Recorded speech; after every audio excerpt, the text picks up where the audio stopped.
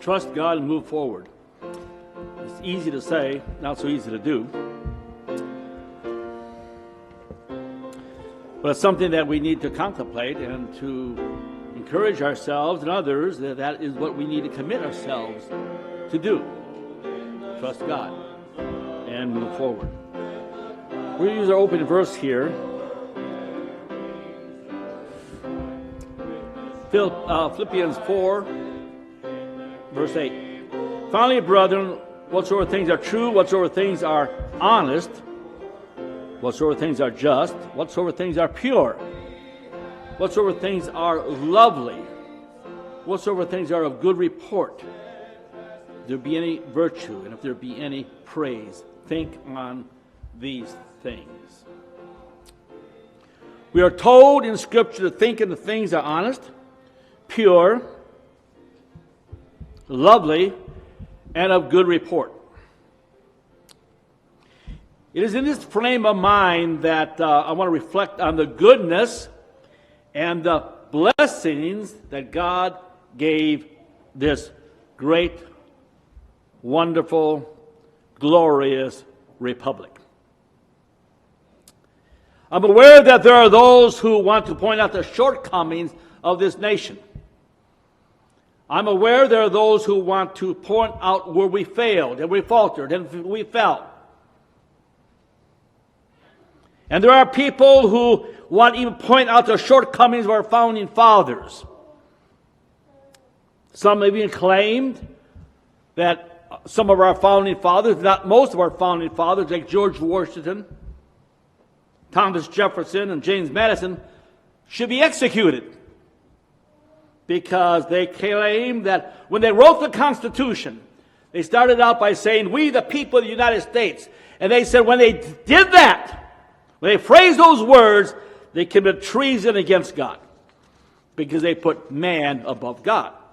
And therefore they claim that we should establish the country under God's law. Instead of we the people. Of course, it's absurd logic. And it's a fool's conclusion. Yeah, there are those who support this with sincerity, claim that the founding fathers should have put the nation, as I said, under God's law. The logic is incredibly childish. I don't think there is anyone here who would object to living under godly authority. I don't think anybody here would say, "No, I don't want to live under God's law." I think we all would say, "Yes, I would like to live under God's law."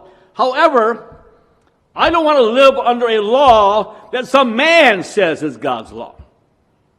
And when you attempt to establish a nation or a people or society under what you consider as God's law, you end up having dictatorship. Someone who claims that they have the interpretation of God's law. But there have always been people who think they can build a perfect community if everyone would just obey. And in the 1800s, there are numerous communities established throughout the United States and other countries that try to create a perfect utopia under a righteous authority, which ended up being the leader of the commune. In other words, if we were a commune here, if we decided we're going to establish a commune under God's law, let's suppose this foolishness for a moment. We're going to stand in a community. We all come to agree we're going to establish a community under God's law. Somebody would have to be the authority. Now, I wouldn't mind so much if it was me, but everybody else might object to that. And so we don't want dictatorship. And that's what it always ends up to being. But because the so-called utopia that man ended up trying to create always fails and always ends up tyrannical. But the founding fathers wisely created a government that allowed itself to be built and ruled on the idea that man would submit himself to godly principle. And there's a vast difference. There's a vast difference of a society created under godly principle and one created under God's law. Because then you have somebody who's going to interpret the law, who's going to say, what is the law? Who's going to say? So they were very wise in creating a country under godly principle. Because the founding fathers knew they could not create a utopia. They could not do it. It's not in the power of man to create a utopia. Man is too wicked, and man is too sinful to create a sinless society. So they built this nation and received the blessings of God because our founding fathers built a nation on a godly principle, was centered upon the idea of race and faith. In fact, outside of ancient Israel, this is the only country in the history, as far as I know, this is the only country in the history of the world outside of ancient Israel that built a nation dedicated to exclusively serve the interests of white Christians. The only country. I don't know about another one. Now, the countries of Europe were by default white. By default. But this country by design made a country that was to serve the interests of white people and serve the interests of Christian people. America was built white by design. In 1840, a federal court decision included this comment. I'm going to put it on the screen here. The colonists were all the white race, and all professed the Christian faith, religion. If any person of a different color or professing a different religion had come into the colony, he would not at that time have been recognized and equal by the colonists or deemed a participating with them in the privilege of the community. That's how this country was founded. The only country I know of outside of ancient Israel that was stated in their founding documents. Very first immigration law was, this country was founded, said that immigration is exclusively for white people. John Jay, who was the first Chief Justice of the Supreme Court, wrote in the Federalist Papers, which is 85 essays that was distributed en masse to help support the signing of the Constitution. He wrote in, I believe, the second essay, he wrote this. With equal pleasure, I have often taken notice that Providence has been pleased to give this one connected country to one united people, a people descended from the same ancestors, speaking the same language, professing the same religion, attached to the same principles of government. Sounding nothing like diversity to me, does it? One people with the same ancestors, a united people. Unity makes us strong, not diversity. Unity is our strength, not diversity. Also, they showed us that America was blessed because it was established on the principles of a phrase I use all the time: loving their God and loving their people. Those are the ideal principles. Everything else kind of comes secondary. In my mind, this is the way I see it. You may see it differently, but everything else comes secondary.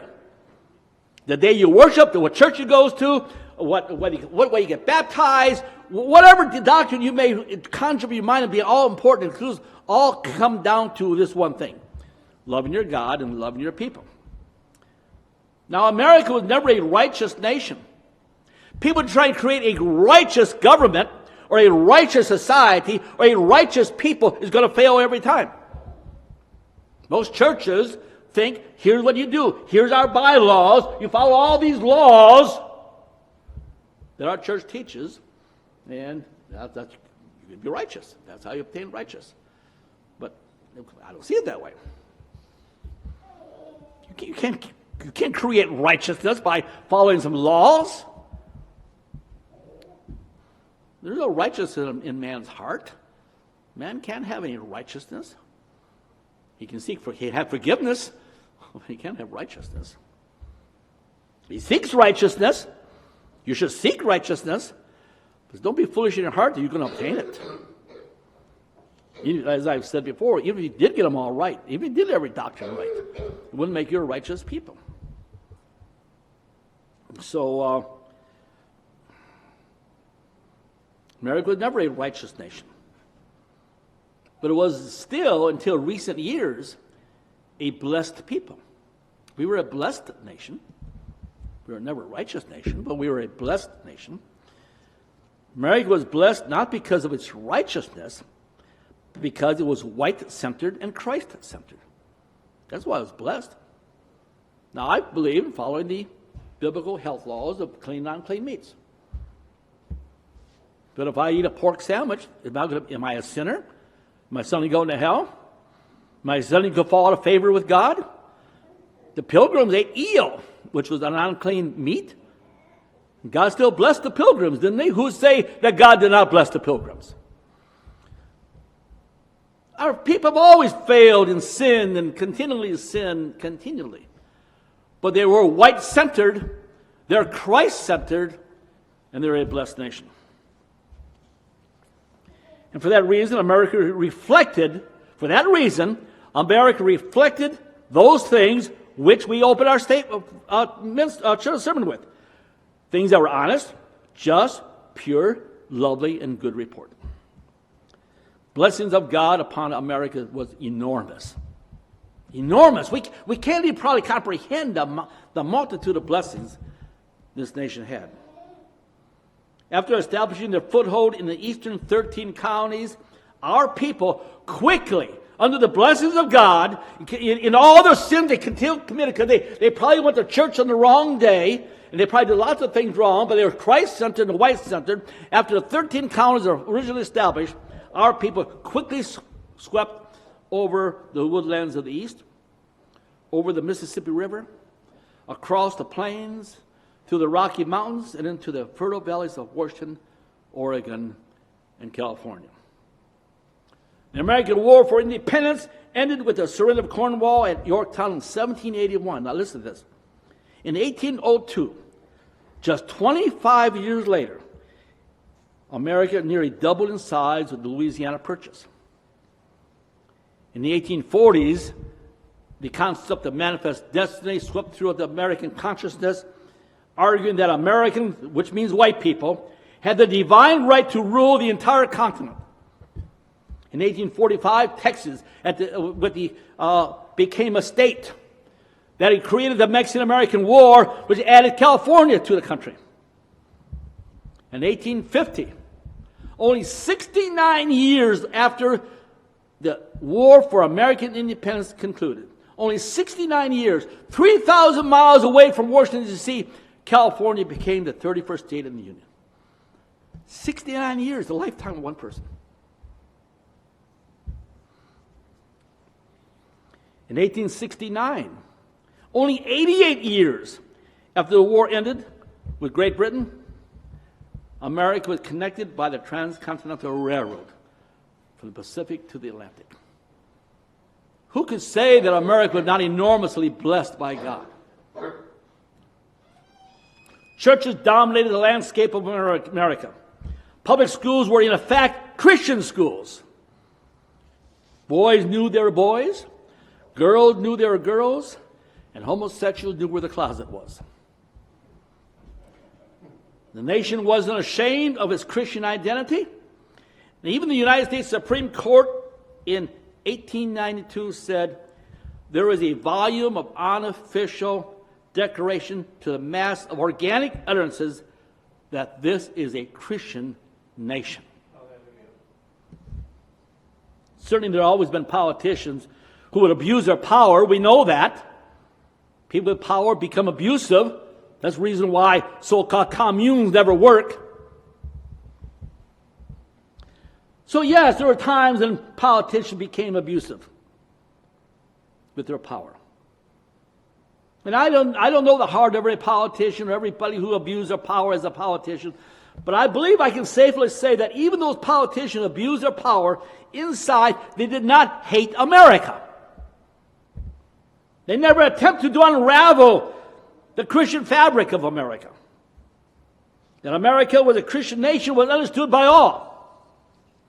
With good authority, we could sing, "My country, 'tis of thee, sweet land of liberty. Long may my fathers die, land of the pilgrims pride, from every mountainside that freedom ring." America remained, for the most part, a nation that was honest, just, pure, lovely, and of good report.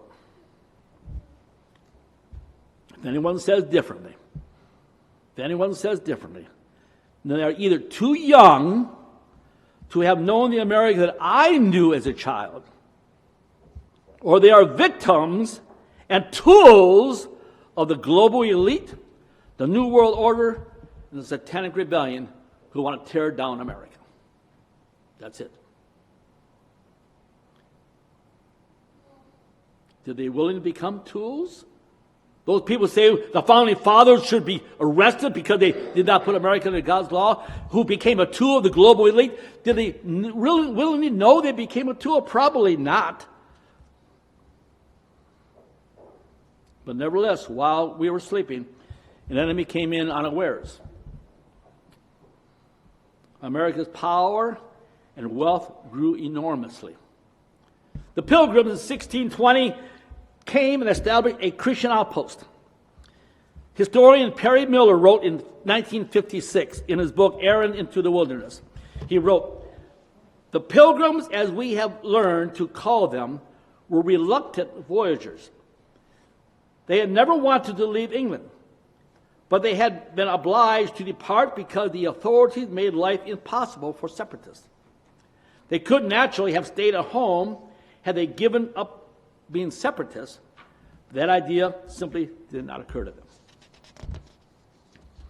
Over the next decade, from 1620 to about 1630, the Plymouth colony of the Pilgrims grew by only a couple hundred people. But in 1630, something changed, and they call it the Great Migration. In 1630, Puritan leader John Winthrop led a voyage of 11 ships carrying 700 passengers to America. 4 of the ships were carrying freight and livestock. Over the next 12 years, this colony of only a couple hundred people, over the next 12 years, grew to a population of over 12,000. The Pilgrims, according to Perry Miller, said, the Puritans could see in the pattern of history that their errand was not a mere scouting expedition. It was an essential maneuver in the drama of Christendom. In other words, what happened with the coming of the Pilgrims was a Christian invasion of America. And America became, as John Winthrop said, the city on a hill. But America lost its way. Part of the reason for this is because America lost its spiritual and moral backbone and thus lost its purpose. Sometimes I hear people say, the trouble with America is we have too many crooks in Washington. And if given the opportunity, I will usually correct them and say, and perhaps there's a degree of jest in this, but I'll correct them in saying, I don't have any trouble with crooks in Washington. I don't have any trouble having crooks in Washington. In fact, I wish we had more political crooks in Washington. Because in the old days, those political crooks, maybe they lined their pockets with some extra cash. Sure, they might have made some shady deals in the smoke-filled back rooms. I'm aware of that.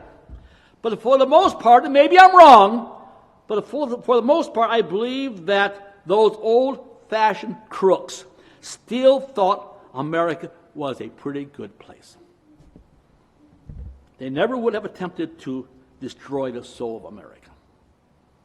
So I say, bring back the crooks. It's those moral degenerates that scare me that rule today. The crooks don't scare me. It's those moral degenerates that now sit in power. They're the ones that scare me. Those that now rule America, they hate America. The old crooks didn't hate America. They just wanted to make some extra money off America. But I don't think inside they hated America. But those that now rule us, they hate this nation. They hate America. They hate the very foundational principles of America. They hate the founders. They hate our documents. They hate our republic. They hate our God. They hate our people, and they hate our dearest liberties. How did this happen? How did this happen? Because we got a full stomach. We got a full stomach. What happens when you eat a big meal? Come Thanksgiving, everybody's going to have a big meal. What happens? You get sleepy. When you get a full stomach, you get sleepy. That's what happened to America. By the 1950s, America was big, rich, and comfortable. There's nothing wrong, essentially wrong with being big, rich, and comfortable. America was a great place to live, work, and play. America was at a zenith of beauty and power. Chevrolet created a song that I used to hear on TV being sung by Pat Boone and Dinah Shore, "See the USA." Some of you may remember it. I don't know how old you are. "See the USA in your Chevrolet. America is asking you to call. Drive your Chevrolet through the USA. America is the greatest land of all." And it was true. America was the greatest land of all. And because America was big, rich, and comfortable, it had a full stomach. And America got sleepy. And while America slept, the soul of America was being snatched away. Some saw it happening and tried to wake up the big, rich, and comfortable America, but people didn't listen. Newspapers and television reporters lied to them. I've heard conservative, not politicians, newspaper reporter or journalists will sometimes say, I hear Sean Hannity say this sometimes, journalism in America is dead. As if this is something new. Journalism in America has been dead for decades. Sean Hannity just now figured it out, maybe a little bit. Joel O.K. Smith and Senator Joseph McCarthy and even Robert Welch in his own way wanted to wake up America. But America was too big, too comfortable, too rich, and too sleepy to wake up. Today, we call the creepy reporters who twist the story and cover up the fake news, or the news is fake news. We hear it all the time, fake news. During Germany's Great Awakening, they were called the Lügenpresse, which means the lying press. But it isn't just the lying press that we have to be concerned with, because there was lying press for years. Jesus Christ dealt with the lying press, they dealt with the scribes. So we focus on the press, the fake news. But let me tell you, reporters, the media, they were never called to proclaim the gospel of the kingdom. I don't see any place in the Bible where God calls the reporters and say, I commission you to preach the gospel of the kingdom. So why should we expect it from them? There are only two groups of people who are responsible. Only two groups. I'll repeat this. There are only two groups of people that are responsible for the garbage that have been dumped into the minds of the hearts of our people. Only two groups. Not the reporters, not Negroes, not Jews, not anybody else. There are only two groups. And these two groups are joined at the hip. The first group is the preachers. And the second group are those who promote the preachers. Those are the only two groups. It's not the politicians, it's not blacks, Jews, or non-whites, or anybody else you might name. I've stated before, no preacher can advance his mission, whatever that mission may be, without a powerful engine. The engine is the financial backing that is needed to preach, publish, and spread the gospel.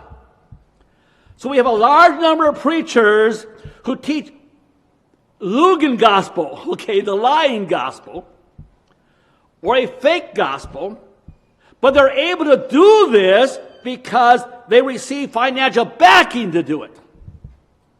All these preachers you see on TV, Joel Osteen, all these others, they couldn't do that if they did not have the financial backing to do it.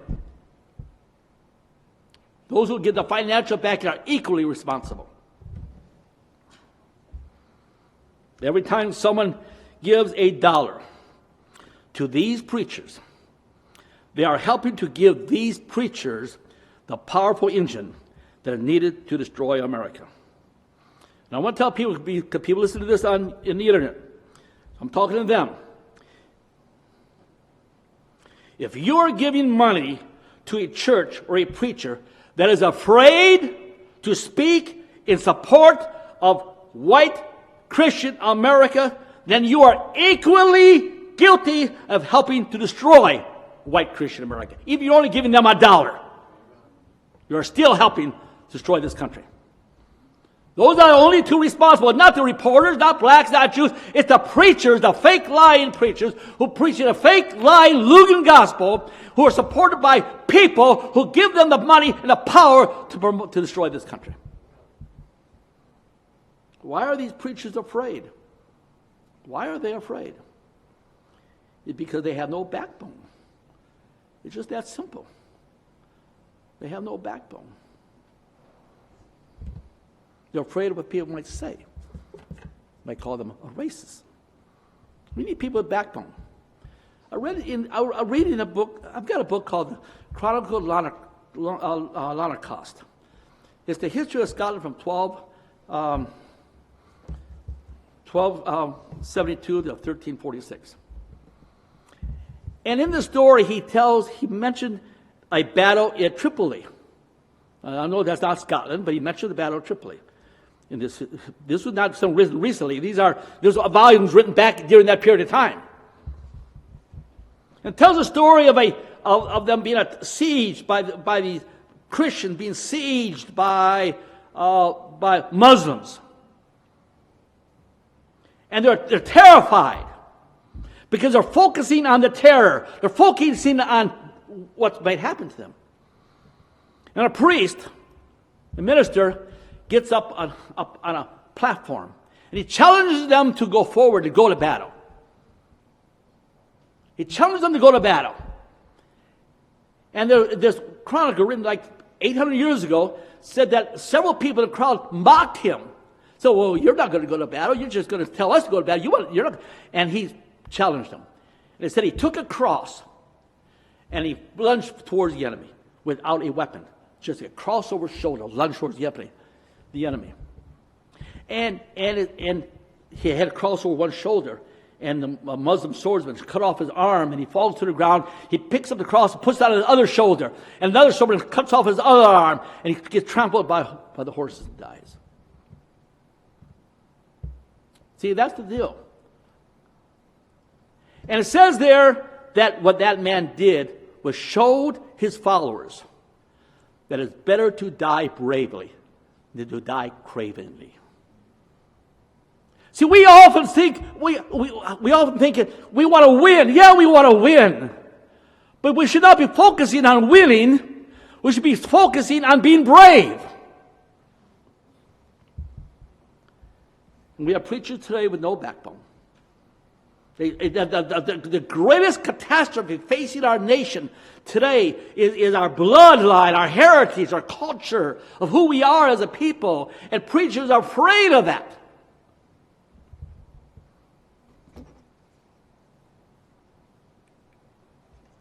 Revelation 3:15, you're all familiar with this, I know. I know thy works, that thou art neither cold nor hot. And would thou wert cold or hot. So then, because thou art lukewarm and neither cold or hot, I'll spew thee out of my mouth. Let me tell you something. Every single translation I looked at uses the same word. It says spew, or uses the word spit. Every translation I looked at. But everyone is wrong. Okay? Everyone is wrong. Now, who am I to say they're wrong? Well, because the word spew that in the Greek is emeo, E-M-E-O. And it doesn't mean spit. It means to vomit.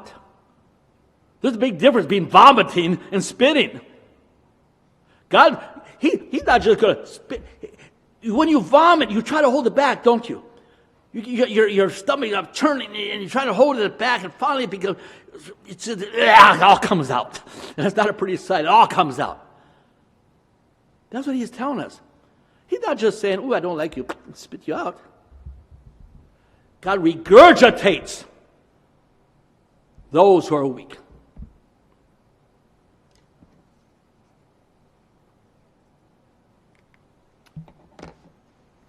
Revelation 21, he that overcometh shall inherit all things, and I will be his God, and he shall be my son. But the fearful, the unbelieving, and the abominable, and the murderers, and whoremongers, and sorcerers, and idolaters, and all liars shall have a place apart in the lake which burneth with fire and brimstone. Who are the first ones that are kicked out? Who are the first ones that are listed being rejected? Is the sorcerers, the idolaters, The murderers, the whoremongers? No. The very first ones he said, I'm going to vomit you out of my mouth, are the fearful. The fearful. It's better to die bravely than to die cravingly. So we were given this beautiful, beautiful homeland, America. Pilgrim Nathaniel Morton wrote back in the early 1600s, he wrote a history of the Pilgrims, and he said America was God's holy habitation. America grew, prospered, was guided by the hand of God. It was never a righteous nation, but it was a blessed nation because it embraced the love of God and our people. It was Christ-centered, and it was white-centered. But then we fell asleep. And our watchmen, the preachers, were too fearful to wake us up. Our people never faced such danger we face today. Preachers say nothing. And now the stink of America is overpowering us. Wherever we look, there's growing hatred. Our monuments are being destroyed and torn down. Our history is being changed. Our heroes are being demonized. For the first time in history of the world, boys and girls are being born who are being told they don't know what gender they will be. Boys are competing in girls' sports because these freaks claim they're girls. In Virginia, a young girl was raped recently in a girl's bathroom by a boy claiming he was a girl. In Utah, a few years ago, a woman sports reporter was beaten by a black coach because she took a picture of him. She's a reporter. It's a football game. She takes a picture of the coach. He was angry. He begins beating her. Her husband comes down out of the bleachers angry when he sees what's going on, and he pulls the black coach off his wife, and while he's doing this, he calls him the N-word. Guess what happened?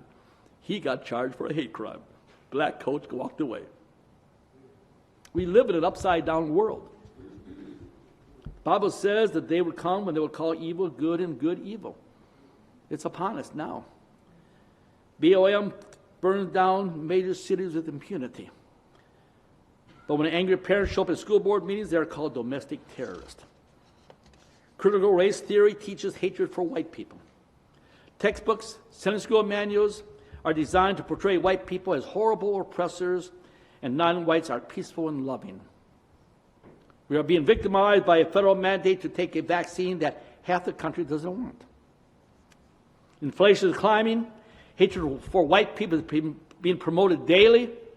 Our homeland is being invaded by hundreds of thousands of non-whites. And the Biden administration is talking about giving $450,000 to illegal aliens who are separated at the border from their children. That's $500,000.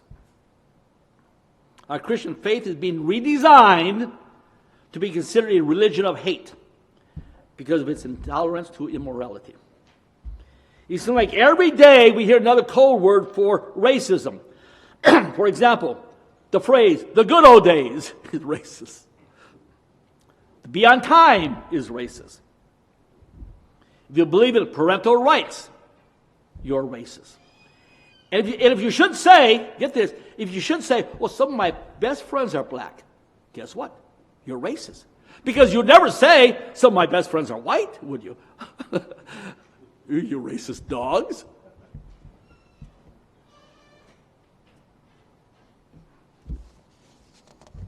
Matthew is racist. Columbus Day is racist. Thanksgiving is racist. American flag is racist. 4th of July is racist. Racist, racist, racist. More and more white people are coming to feel that they have lost control of our country. The arm of the Satanic Rebellion is becoming gigantic. And even though we see what the Apostle Paul called, it feels that almost every day the fiery darts of the wicked being hurled at us, we're being still told we live in a free country.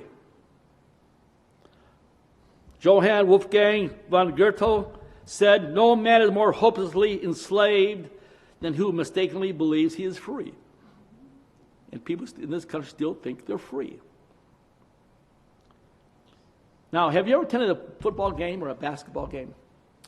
Sometimes toward the end of the game, it's clear that one team is going to be the winner. There were perhaps only a minute or less till the game was over. So some people get up and to avoid the crowd, they leave the stadium or the football field. But it's in those last few minutes, sometimes even the last few seconds, that's when the magic happens. Because you left early, you missed the end of the game. You missed the magic that inspires the player, for some reason, suddenly win a game that looked like they were going to be sure to lose. Is that where we are?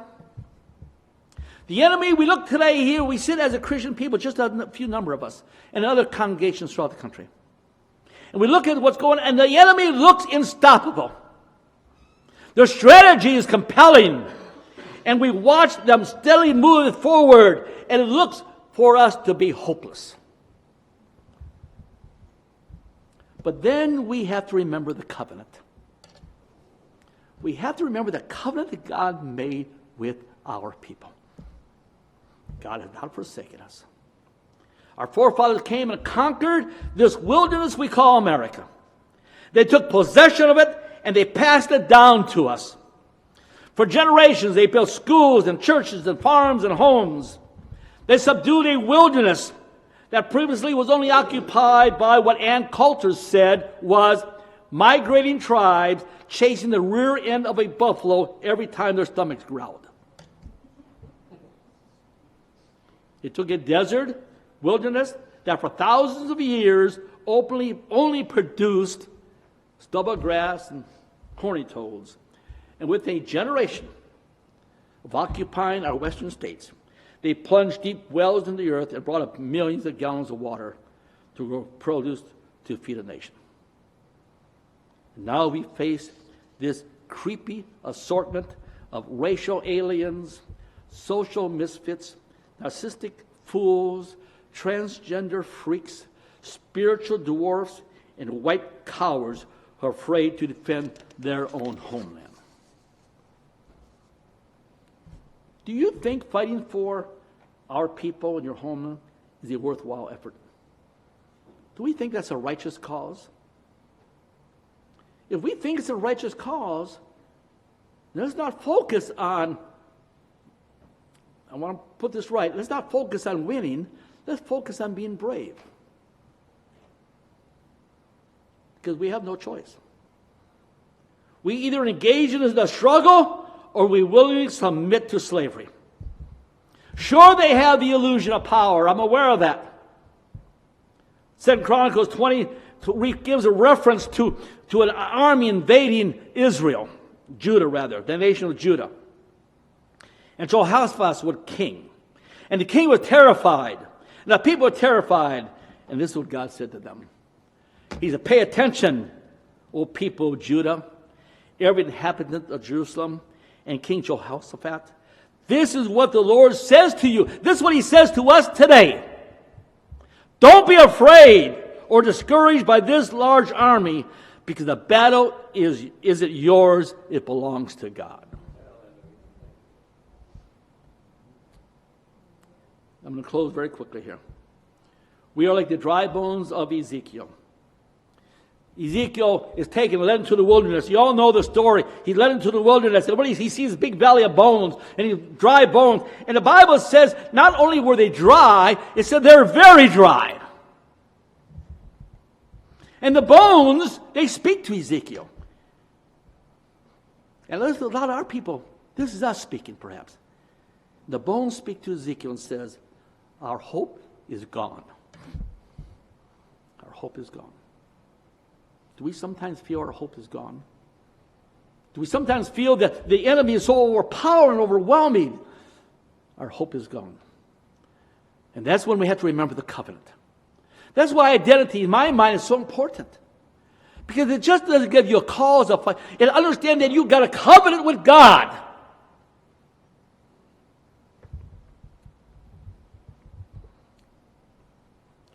But the story of the dry bones of Ezekiel then is told, Ezekiel is told to prophesy to the bones. Speak to the bones, Ezekiel. Speak to them. And he does. The Bible said the bones came together, and sinew and flesh came upon the bones, and then breath entered them.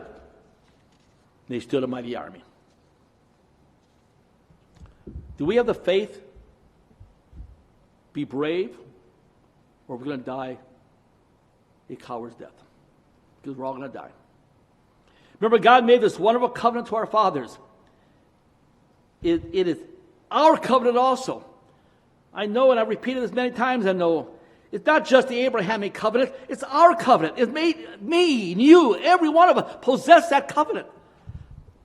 And we need to claim that covenant every day. We need to wake up every day claiming that covenant that God made with our people. And the enemy out there, they just have the illusion of power. They're creeps. They're freaks. We're the sheep of his pasture. And he is our shepherd. And we've been bought by his blood.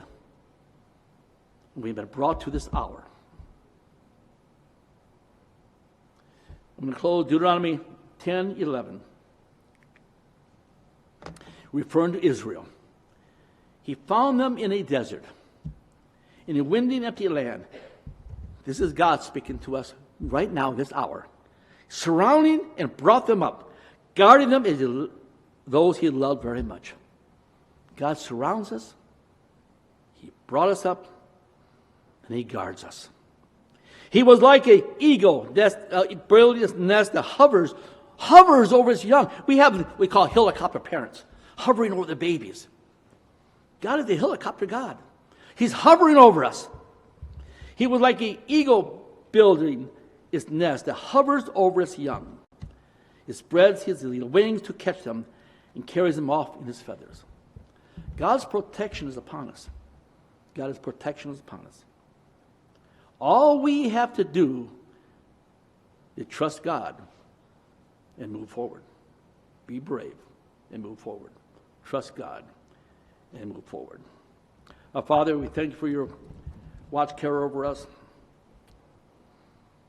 Help us be brave and courageous. Help us to speak forth your words to a nation that needs to hear a message of hope and deliverance. Let us not fail. Let's speak to our friends, our neighbors. Let's speak to our own hearts and be reminded daily of that covenant you made with us. In your name we ask it, amen.